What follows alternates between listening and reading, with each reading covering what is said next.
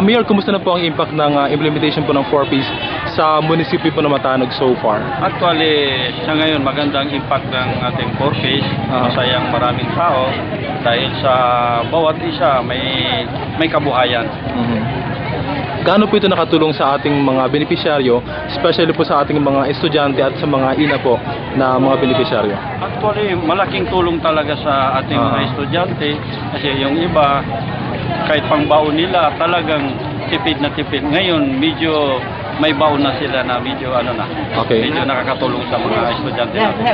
So far po, Mayor, kumusta po ang extended po na help ng municipal government regarding po sa mga activities na kinakandak po ng 4P sa Matanog? Actually, sa amin mga local official, barangay official, inaanapan namin ng matulungan namin itong 4Ps kasi maganda talaga ito para sa aming mga beneficiaries.